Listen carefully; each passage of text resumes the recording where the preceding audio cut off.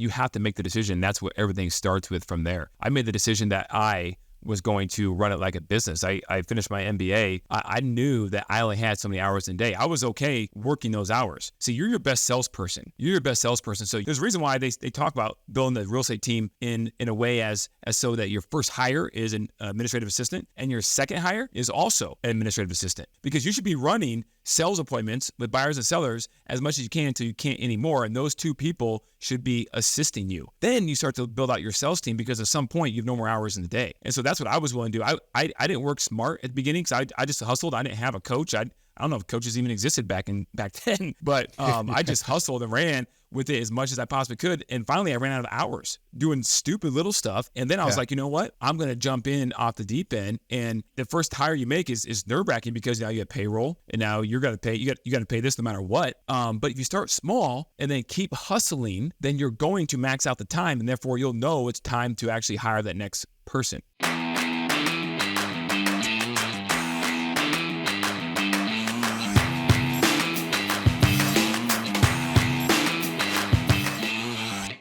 You are listening to the #1 real estate podcast in the world. We talk with real estate professionals all across North America about their wins, their losses, and lessons and stories to help you win in your local market today. My name is Cody from Sheridan Street. I'm joined with Vikram Deal of the Real Estate Sales Academy. Vikram is hooked up to an oxygen machine again. He's having a hard time breathing lately. It's it just is what it is. It happens. That is Vikram, actually true. prior to the episode, was like, I just feel like I'm a very good talker, and I just figured that I would start out this episode with talk. Vikram, Wow. How you doing? The Vikram Wow. of the Real Estate Sales Academy. How you Wow. doing? You feel it? Wow. You're breathing well lately? Life is good? Things are good? Wow, bro! Like what an introduction, Cody. Nice to see you too. It's great to see you as well. I hope This all is the is last well in your life. podcast of the day, so Right. all is well. All is well that ends well. I hope you're having a great day. I hope you had a nice night's sleep. I did. really don't know why you're personally attacking me right now, but it's cool, man. Things are good, man. This is like one of our best months we've had in a while. We're in a little bit of a slump. It's so funny. I was talking to one of my friends. He's like, yeah, man. Like once you opened up about, because like I have a group of people that we're in like a group coaching program, but we have a side group, and we support each other, role play, objection handle, the whole shebang, right? And he's like, Yeah. Bro, when you told me that you were in a slump, he's like, I just respected you because I first just thought you were an asshole. And I was like, fair enough, bro. And the thing that I don't understand about people in this world is that not every month is your best month. Like if you've been in business long enough, like be open to asking for help, because I can't get help if I tell everybody, oh, I'm crushing it, man, killing it. And I come home and I'm like, 0 for 13. I'm like, well, yeah, batting for right now. Like, I don't know why people have this persona that they have to maintain. Like maybe with your clients, you want to maintain like this professional persona that you're killing it in the game. I've sold more real estate than 99% of agents out there. And I think maybe 5% of them actually asked me for my stats. They didn't give a They were just like, dude, we like you. You got a process. You know what you're talking about. You ask good questions. You're not an asshole. Cool. Let's rock. Everybody else is like, they have to, I don't know, man. So like, yeah, we were in a slump, last 2 months, worked really hard with the coach, really focused in, worked really hard with my girl. Like she and I role played probably 12 hours in a weekend. I felt bad for her. So I like threw her some cash. I'm like, babe, go buy yourself some here's your commission you've earned. And she's like, oh, thank you. And I'm like, I also got you a facial and a massage. And she's like, really? She's like, I don't need any of that stuff. I just like helping you. And it's fun to learn what you're doing. But like, y'all, you don't gotta front with us. Like we're part of your, like agent to agent, like we're part of your family. Ask for help from us. And I think the other thing is like, you and I are on calls with so many agents from across North America, and this year for the vast majority of people has been a wake-up call that they have to make some sort of change in their structure, in their business, and we were chatting in the green room with our guest about just this idea that, some people want it and some people don't, but if you really want it, like you will seek outside help, you will look to other people. I've had far too many conversations with agents that did, 8, 12, 15, 20 deals last year and have sold 1 to 2 this year. And it's like, this is a great way to intro our guest because he runs a team. Totally. I firmly believe, if you're struggling right now in your market, there's 1 of 2 things you need to do. The first thing is you need to either A, hire a coach, or B, you need to join a successful real estate team that will give you the systems, the processes, the operations, the leads in order to help you weather this storm. The answer isn't always go back and get a job. The answer could be join a team, join somebody that can actually help you get to where you want to go in your real estate business. So without further ado, Absolutely. I want to intro Kelly Cook from the Scottsdale, Arizona area, has a team of over 25. Coming in the house. Yeah. Let's go. Let's go. Let's make some magic happen today. Go. Kelly, give us the Cliff Notes version of how the hell you got into real estate, what you're doing. Give us Well, Kelly's a senior citizen in real estate, so he's been in for a long time. He's been in for almost 20 years. So why don't you tell us what you're doing now versus like why you got into real estate back in, the dinosaur age, brother? That's what it felt like, man. When I had to advertise for a listing, I called a local paper. I mean, there was no YouTube, there was no Zillow, there was nothing. I called the paper. I can't even believe I just said that, but that's true. You look good for being 112 years old, though. You guys are way too kind. Yeah, man. No, I'm having a blast right now. Running the team, and trying to pour into other agents. I'm a coach at heart. I coached for 2 years at the University of Nebraska and at Ole Miss University football, and I love it, right? And I've coached high school since then, volunteering and on the side, and all kinds of fun stuff. So I enjoy running the team and giving back to the guys on my team, gals on my team, and of course anyone in our agent network too. We're with the brokers that allows us to do that. So it's just a lot of fun right now. And the number one thing I tell agents right now that are in the business a year or 2 or whatever, I said, look, if you want to be like someone successful, maybe that's someone, maybe myself as a team lead, you look up to that, or maybe someone else in the marketplace. Don't look at what I do on a daily basis today or a weekly basis today. Look at what I did 18, 17, 16, 15 years ago, and then it will come. That's the biggest thing I talk about with my team right now. Don't compare your step 1 to my step 50,000. Exactly. It's so funny. 100%. I was at a Tony Robbins event, and this guy came up to Tony Robbins, right? He's making like $2 million a year, and his and ego is inflated, right? He's crushing it. Like $2 million a year. That's great. That's awesome. And he goes, Tony, in 10 years, I'm going to be where you're at. And Tony looked at the guy and said, little grasshopper, I hope you are where I'm at. But just remember, bro, I am not going to be sitting still waiting for you to catch me. So like, I hope you're where I'm at faster than I got here, but I hope I'm where my mentors are at faster than they got there. And that's the same message. It's like, dude, admire Kelly. He's a beast, right? Like, obviously admire him, but like, go back to when he was brand new. If you're brand new, and even if you're not a brand new agent, if you're in this market and you're not performing where you want to do, right? Because like my whole thing is like, I want to get agents to 2 deals a month. If I get agents to 2 deals a month, 24 deals a year, I know their life fundamentally changes. And that's all I care about. Like, I don't need to make you a 7-figure earner. If you want to, it's a different story. But like, don't look at where we did now. Look at what we did when we first got in the business, 50 open houses a year, 80 open houses a year, things like that. I know I cut you off, Cody May. No, like you went in a perfect place, like, because I want to circle back to what you did in, when you were first starting out. Like what do agents need to do? Yeah, I didn't know you were going to go that route. Yeah, well, I'm going this route. Like what did you do in order to kind of like start the team, to build the team, to like even before the team, like what did you do in order to kind of build the success you have today? Like, because no one looks at like you said, the first step, they look at the 50th step, and then they get a false sense of reality where it's like, all I got to do is post on YouTube. It's like, oh, okay, like, that's delusion. But what did you do in the beginning in order to build the life you have today? Yeah. So step 1 pretty much was, I didn't have any money. I had no money. True story. I lived on my sister's couch, right, in Scottsdale, because I just got fired at Ole Miss University. Well, the head coach is fired, so we're all fired, right? So I'm like, I'm going to take a year off. I'm done with this, because I love football and game day and all that stuff. But man, the 7 days a week working, 10 months out of the year, it's a grind, it's tough, and you don't have no control over it, right? You have zero control. So I figured, look, at least if I work 95 hours a week for maybe myself, I have some control over that. Whereas you get fired potentially in college football coaching. So I'm like, okay. Step one for me was I got some advice from the broker I was at when I first joined. I didn't know any better. I was just ready to hustle. And he goes, put an ad in the rental section, not of Sunday, but Saturday newspaper. So I'm like, okay, I remember to the day, it cost $40 to do that. And so I borrowed it from my sister. I put it in the ad, and it said, for a free list of rentals in N for North, Scottsdale, call Kelly at my phone number. 3 lines, minimum. That's what I did. And the thought process was that I didn't have a CRM, but I had an Excel spreadsheet.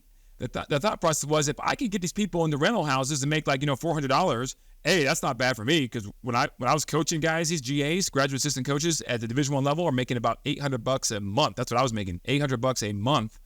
Yeah. Oh, shit. And so you don't have anything. So $400 a rental, I can hammer out a bunch of these. Hopefully, this could be good. So I'm going to put them in a rental. And if it's in Scottsdale and the price point's decent, they're probably not lifetime renters. So I'm going to keep in touch for a year, and they'll use me, because why would they not? I kept in touch for a year. They know who I am. I put them in a rental house temporarily. So that was my thought process. And you want to talk about step one? That was pretty much it right there. And from there, I just started building it. Even though I wasn't perfect at it, I still sucked at making the phone calls back to them sometimes. But I would check in 4 times a year to see how the rental house is coming along. And then why do you feel that so many real estate agents now in local markets are so hesitant when they're not doing deals right now in order to to help people in the rental market get into a property? Like, it's like, I hear this so often. It's like, no, I only work with purchases. It's like, you only done one deal this year. Why? Be nice, Cody. Play nice. Nice. I am playing nice. But why do you think that is? From somebody that runs a super successful real estate team that started out in rentals, why is it that agents won't help more people get into rentals? It's because it's the microwave economy. It's the generation. It's unfortunate because everyone saw so many people make money, with the boom and the bust of the market cycle over the years, and now they just want what the CEO has without working for it. And it's sad because I ask the same question to my team sometimes. I go, look, if I give you a hot buyer right now who's going to move here from Arizona, from Chicago, but they said little Johnny graduates high school in 12 months and we're coming down, we're going to buy a $2 million house, would you be fired up for that? They're like, yeah. I'm like, okay, then why wouldn't you go help the person get a rental for $4,000 a month in Scottsdale too as well, to sign a 12-month lease and that same opportunity? It's still 12 months, right? It's a long game, and people don't want to play the long game anymore, which is it's I can't relate to it. It's staggering, even on my own team. So let's talk about mindset, because it all comes down to mindset. When I got into business, I lived in a client's short sale, right? He moved out of town, and I was going through a divorce. We had money, but it was all wrapped up into a house that I had left for her. And so I lived in a client's house. I washed my underwear. I called my mom up. I said, Mom, I don't know how to do laundry. I got a laundry machine. It's been a long time since I've had a hand wash clothes. And she's like, son, remember when you were in boarding school? I was like, yeah. She's like, remember you told me you used to hand wash your drawers? I was like, yeah. She's like, well, get a bar of soap and some water, and there you go. If you don't know where to go and you can't afford it, or you don't want to spend the money. I was like, fuck, man. All right. So I washed my clothes in a wash, in a shower, and then I hung dry them with the fan. And that's what I did. And it was like, it builds grit. Let's talk about the mindset of, I don't think it's the new generation, brother. Cody and I don't know if we've actually talked about this recently. I'm 41 years old. Cody's 30. I assume you're in the business 18 years. You're probably closer to my age or in between Cody and I. I talk to people in their mid 40s that did $350K last year, did $500 the year before, and this year they're at 175 or they're at 75, and they're driving an $80,000 car. Wife's driving an $80,000 car. They're living in a 5,000 square foot house because they could afford it during the good days. But now they're eating crow, and I'm like, bro, why don't you take every opportunity? And these are people that are older than us. These are 50-year-old people. And they're like, well, I just don't want to work. I already worked hard in the past. I said, well, we can't rest on our laurels anymore, brother. Sister, we got to do something. why, like, let's talk about mindset, because I don't think it's the new generation. I just think there's always people out there that got lucky and they did really well. And maybe the skills they had that, before COVID, because the market's shifted, those skills aren't relevant anymore. But why are people so reluctant to do the actual work? Like, why are people reluctant to sit down with the buyer that says they're 12-month out and actually figure out how to create a relationship with them? Like, where do you see, because you're working with a lot of people, you're working with 25, 30 agents on a regular basis. Where do you see the mindset failing people at right now? No, I think part of it, I mean, it's always been this way, I guess, right? But part of it is just it's the quick hit, right? It's the big paycheck. If we were paid like insurance agents or real estate, not real estate, but attorneys of any type, it might be different because that payout of that $20,000 commission check or whatever it is gets paid out over time. I don't know. It's hard to say, Virgil. It's astonishing to me. But I will say that the people who there's this thing in the media and on YouTube. Like you said earlier, everyone's faking it until they make it. Half of them are faking it. I mean, Scottsdale's known as the city of the $20,000 millionaires because people are doing the same thing, right? Everyone's driving the Benz and whatever, but they live in an apartment or whatever. So I can't put my thumb on it. I think a lot of it has to do with, I do think it is generational, some of the parenting, right? Of not in general, not everyone, but in general of the hard work and like working with your hands and figuring out what you don't want to do by actually doing it for a period of time. And then figuring out what you then do want to do. It's the quick hit, man. Everyone's well hunting. I don't know. When we're talking about mindset and we're talking about, figuring out what goes into the psychology of the agent to figure out, like, are they actually an entrepreneur? Are they a business owner? Like, can you walk me through when that because like now you're an entrepreneur, you're a business owner, but a lot of agents, when they start out, they don't come from a business background. They don't come from understanding how to leverage team. These are acquired skills over time.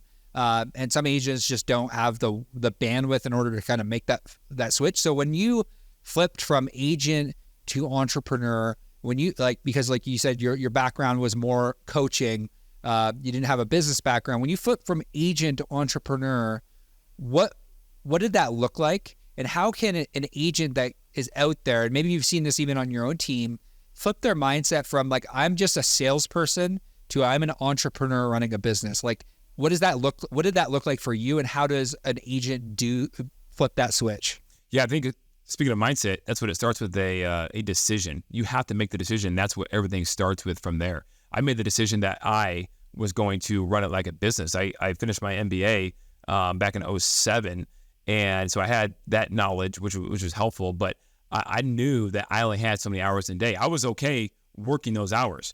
So you're your best salesperson. You're your best salesperson. So you should, there's a reason why they talk about building the real estate team in a way as so that your first hire is an administrative assistant and your second hire is also an administrative assistant, because you should be running sales appointments with buyers and sellers as much as you can until you can't anymore. And those two people should be assisting you. Then you start to build out your sales team, because at some point you have no more hours in the day. And so that's what I was willing to do. I didn't work smart at the beginning because I just hustled. I didn't have a coach. I don't know if coaches even existed back then, but I just hustled and ran with it as much as I possibly could. And finally I ran out of hours doing stupid little stuff. And then I was like, you know what? I'm going to jump in off the deep end. And guys, the first hire you make is nerve wracking, because now you have payroll and now you're going to pay, you got to pay this no matter what. But if you start small and then keep hustling, then you're going to max out the time, and therefore you'll know it's time to actually hire that next person. So it just starts with a decision.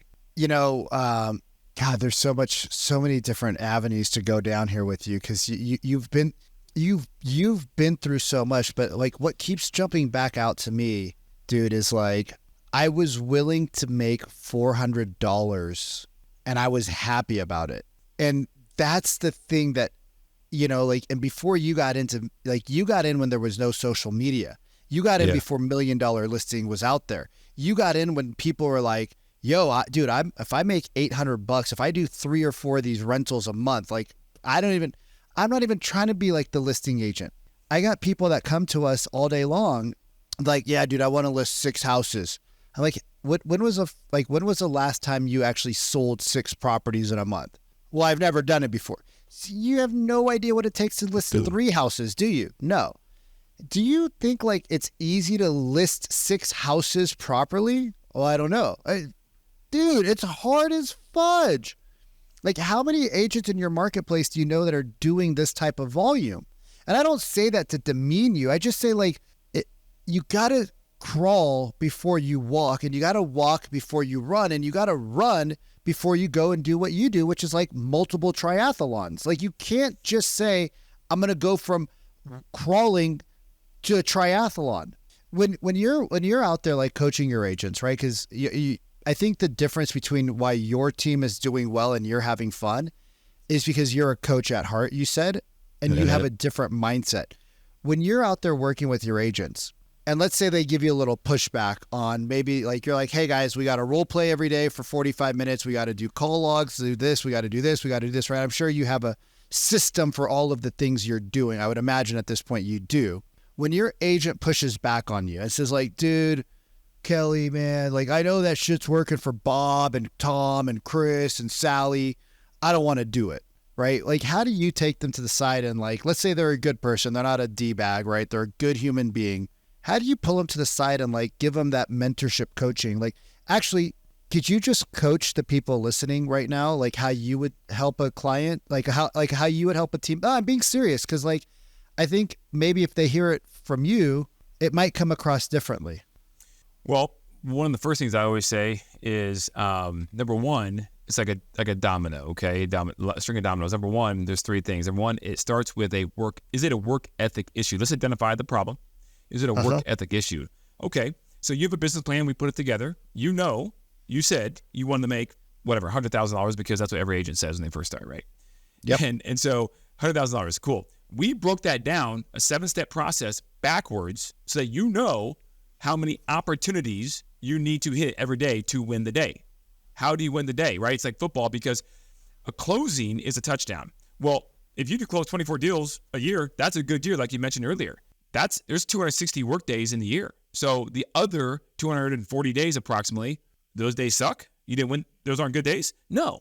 How do you know you won the day? You have to have a metric to know when you put your head down on the pillow at night that you won the day. And your number of 3 opportunities, 4 opportunities, or whatever it may be, that's how you know whether your day is done at 10 a.m. because you nailed it early in the morning, or maybe you have to stay in the office until 7 or 8 to win the day. But that's how you know you won the day. Number one, so did you do that? Because if you didn't do that, there's no point going to step 2 or 3. There's just not. And if you did do that, and for some reason it's still not working, now it could be a coaching issue. It's a coaching issue. It's let's talk about scripts, talk about what you're saying, how you're saying it, how you're following up, what your touch points are. And that is a deep dive into the day-to-day of what that agent's doing. Because they showed they want it by the work ethic is there. Now it's a coaching, teaching issue. The third thing is, if both of those are hitting and still not working, it's just a talent issue. And then, which is really rare, really rare. Talent issue, you should probably go do something else. Real estate sales is not cut out for you, period, end of story. That's really rare. It's always one of the 2 first things. So that's where I start. And then I simply go, look, you said you won $100,000 by the end of the year. That was your sold out goal, let's say, right? It wasn't your stretch goal, your sold out goal. All right. And then you told me the reason why is because of X, Y, and Z. Especially like if you had a board, right? Where we do boards, actually, people put things out of magazines, right? And they put it up there what they want, blah, blah, blah. So now, which thing on this board would you like me to take off? That's literally what I say. That's good. What? Oh, you won this BMW. Okay, cool. So you're not doing it. So I'm just going to take this BMW and just pull it off your board. Okay, cool. Are you good with that board? Because your actions are telling me you are. And then it starts hitting home, right? So let's talk about your financial thermostat. And then they go, what's that? I go, that's what your actions prove that you really are okay making, no matter what you say. And so now, technically, you don't want to make $100,000. You're good with 40 or whatever it is. So that's part of the coaching aspect, because I learned a long time ago, I used to have a system in place where people had to come in the office between 8:30 and 11:30 every morning, 5 days a week, because I knew success leaves clues. And I know the agents that do that are always going to be more successful in the long run. And so people would come in, but then I discovered there's some grown human beings, right? Men and women that had kids, families to support. And yet they would sit there and screw around on email all day long, not doing what they're supposed to be doing, or maybe talking to people at the water cooler and not getting done what they need to get done, which is those 3 or 4 or 5 opportunities for that day. And then so I had an epiphany one day because I was having an exit interview with my agents who was leaving. And we always leave on good terms. But I said, hey, what's the deal? And he basically said, you know what? I'm going to go over here and try this, da, da, da. And then he said one thing I'll never forget. He goes, well, Kelly, this is like a 45-year-old man with 2 kids. He goes, well, I guess you just can't force motivation. And I go, you know what? You're right. So that very next day, memo email to the whole team. Hey guys, tomorrow, if I don't see you in the office, I'm good with it. You have the game plan. You have the system. It's the best out there. If your motivation is there, you'll succeed. I'm available for coaching. We'll still have our whatever. But I'm no longer forcing you to do anything. You can go do real estate on the beach of Maui. I don't care, right? I don't care. But it's up to you now because I will work to find people who do care because I want A players to be surrounded by A players. I love that. And I'm a firm believer of that. And I put out tons of content around this, that there are far too many team leaders that are struggling in this market because they refuse to get rid of the dead weight on their team. And they refuse to get rid of people that are toxic to the culture or aren't performing and are unwilling to perform in the market. And I see it often because we work with a lot of large teams that, and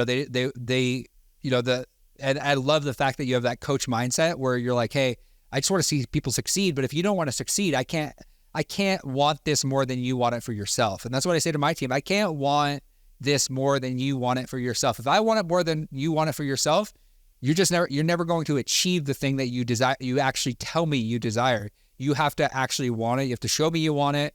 And that's a perfect example, like what you said.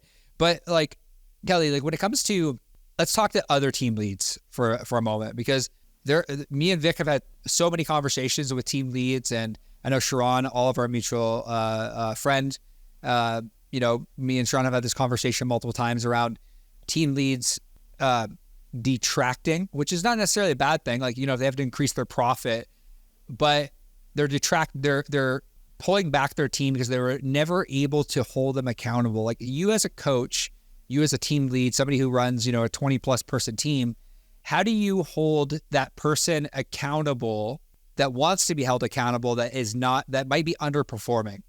Like where it's like, okay, this person is a great person, I love them, but they're not hitting their metrics, and they feel like they're putting in the work. They feel like they're doing everything they possibly can in order to drive results, but they're not seeing the fruits of their labor. How do you coach that person, or how would you recommend the team lead coach that person? Yeah, that's a good question. I always go back to numbers because numbers don't lie, and numbers, you can't help but have it happen, the result you want for you, if you're putting in the lead measure, right? If you're putting in the time and the energy and the effort. So we do that comes up every once in a while. Sometimes the market plays a role in that, right? Let's be honest. The market is up and down, and it's harder than it is other times. So what we do is we know it's not the work ethic issue that we talked about. Now it's more of a coaching, scripting, training issue. And so we'll spend time with that agent in terms of what they're saying, how they're saying it, who they're working with, micro systems, what they can do. For example, one thing we just implemented right now with a couple agents on our team who are having that same issue right now, Cody, because they are working, is anyone in their database that is a hot or a nurture type lead, someone that's expressed interest with time frame, under say 6 to 12 months or under, to buy a house. Now we're stepping up our game. So now, because it takes extra to double down when your market's a little bit slower, we are creating a system where once a day they pick the time, preferably in the morning. They are going to text, not email, but text every single lead individually, one-on-one, one property from their search that meets their criteria, and they're going to pick it out and say, look, I saw this property, it's new to the market, or had a price reduction, or it's been on the market for 37 days, it's kind of long for this neighborhood, what do you think? And they're going to say, it's open. They always say they get a time frame. It's open today between 4 and 6 p.m. if you want to see it. What do you think? And they reply, great. They don't reply, whatever, it doesn't matter. The next day, very same thing, different property. It's 5 days a week. And we've been doing that now for a couple of weeks, a couple of agents, and the response has been fantastic, right? They're like, oh my gosh, this works. The perception is, even though you may not be working that much more for that one client because you have a lot of things you have to do during the day, they think you are just scouring the market for them at all times. The perception is reality, and that is helped. as an example for someone who's kind of struggling but putting in the work but not seeing the results yet. Because one of my agents was like, look, I need a better script. How do I get people off the fence? And I said, you know what? At the end of the day, you probably won't be able to. They're not buying a candy bar. It's not an impulse buy. But what you can do is make sure they know they're cared for and you're extremely proactive. And this is one way we're going to do it. And he's like, and so far in 2 weeks, he's had 2 people already apply that he couldn't get a hold of before and said like, look, they went and showed him both properties because they said, oh, this property, okay, it's only open from today. But they didn't say only open ever. They just said today it's open 4 to 6 because that's what works for his schedule.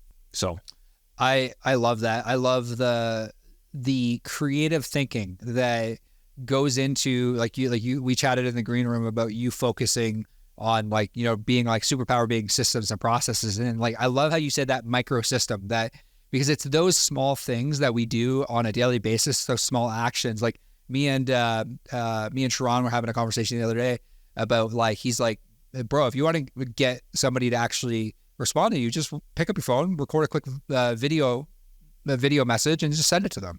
Like, the intentional, persistent, consistent follow-up. And I just absolutely love that. Now, if somebody I want to expand, and I want to kind of like expand and also pivot, because I think a lot of people right now in the market, and you guys are crushing YouTube, but I'm guessing that's not your only pillar. And where a lot of agents out there in the marketplace, they're like, I want to crush YouTube, but they don't. I consider it, there'd be 3 things. There's now business, which is activities, which is like open houses, which you guys are doing.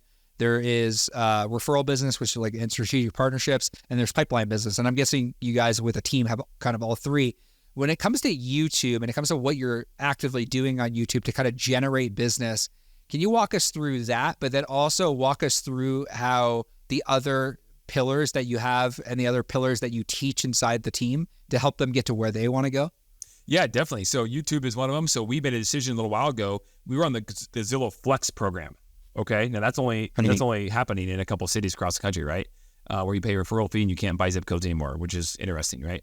We were on that forever. We were one of the top agents, and they now have cut it down to I think 4 agent teams in the Phoenix area, and we missed the cut on the very last one they recently did when the market was super slow right at the very end of 2022. So that was like kind of a little bit of a wake-up call to an extent. We were already doing YouTube. We were already all gangbusters on that, and we still are. I love it. However, we doubled down on Google and YouTube. Google obviously owns YouTube, but Google leads in all different types, the map pack, GLS, etc. Because Google is agnostic, right? They don't have a dog in the fight on the real estate industry. As long as the industry is willing to pay them money, they'll promote it. And so we are all in on that right now. So that's a big part of our business. Now, the other part, obviously, when it comes to online leads, is some of the companies like Upnest, Homelight, Sold.com, etc. We pay a referral fee. Those are we have a sprinkle of those too for some of our leads as well, because they're down the funnel leads. These are people that are ready to go pretty much. They're already been nurtured through the website, that company, or whatever. Cool. So now we have to just hopefully have them choose us if there's a competition, which there usually is, and we're ready to roll. Agents love that, but that goes back to the mindset thing we talked about earlier, right? I'd really have a lead that's 12 months out, and I get the whole thing, the whole commission, as opposed to paying a referral fee of 30% or whatever it may be. But that's not the way most of these agents think, because it's that quick kick. They need money. They're not in this for the long haul, even though they say they are. Their mindset's not there. So got it. That's interesting. But we also have the regular leads. We have like a little bit of Realtor.com. We have sign calls. Believe it or not, people still call signs. We always have anywhere from probably 20 to 30, 35 listings. It depends out there. People call signs. People text the writers if you put those on there too. So we do that. So we have a lot that comes in from different things with lead rotation and jump balls on sign calls, things of that nature. So that really helps them. The other thing we do, Cody, is we have data. Those are all leads. We also have data. We don't put data in our CRM. We put data actually we house that in our cloud-based dialing system. Now, you don't have to use a dialer. That's not the point. But it's housed there because they can log into it anywhere they want to, right? Got it. And they can hand out or use a dialer line. But we do it all for them. The 2 things we found out that are main reasons why agents won't pick up the phone and call somebody is because they don't know what to say and they don't know who to call. So we eliminate both of those things by making sure they have a script book for whatever data set they're calling. Number 1 is they can just flip to it. I'm going to call FSBOs today. Cool. They flip to it, and there's 3 different scripts they can choose to use to make that phone call. Number 2, who do I call? Well, we made it easy for them too, because not only do we provide all the data for them, we actually have it exported, imported, whatever it needs to be done, and updated on a weekly basis into the dialer. So all they have to do is log in, pick the data set they want. I want probates today. Boom. Hit the big green button that says start, or start using their black phone, their iPhone, to start making phone calls, hand dialing, right? And so it's just done for you. So you don't have an excuse if you aren't, because there's more contacts, you know what to shake a stick at. I mean, in our pond alone, Cody, in the database, old leads that went cold at some point in the past, we have like 32,000 plus in there. So you can't run out of data or people to call when you're on this real estate team. It's just a matter of, do you have the motivation level to do it? And, and wrapping up here, because I think Vikram had to run to a meeting, but wrapping up here, there's something really important that I said at the very beginning of the podcast was like, if you're struggling right now, like join a really great team. If you're in the Scottsdale area and you are hungry, I would highly recommend reaching out to Kelly, because access to 32,000 leads, like agents don't understand how much it actually costs in order to invest back into your business to get the leads that you're looking for. Like you would like if you're going to pay HomeLight or you're going to pay, all these companies 30%, you're just better off joining a team, because then they're like, HomeLight's not going to help you close the lead. They're not going to help you close the lead. They're also not going to help you figure out all the issues that might come along with getting the closing to happen. They're not going to help you with escrow. They're just going to hand you the lead, where a team is actually going to physically help you get the lead over the finish line. So if somebody want to reach out to you and they want to have a conversation, maybe it's agent-to-agent referral, maybe they're in the Scottsdale area, they want to learn more about potentially joining your team because you chatted about wanting to grow the team, where is the best place that we can direct them to have a conversation with you, Kelly? Yeah, absolutely, man. Instagram, love it, at Kelly Cook Homes. And you know what? You can call or text me, 480-227-2028. Simple, easy call to action. Instagram, give Kelly a call. Kelly, I want to say from the bottom of my heart, thank you so much for joining us today on the RE Agent Podcast. And thank you for tuning into another episode. We'll see you soon.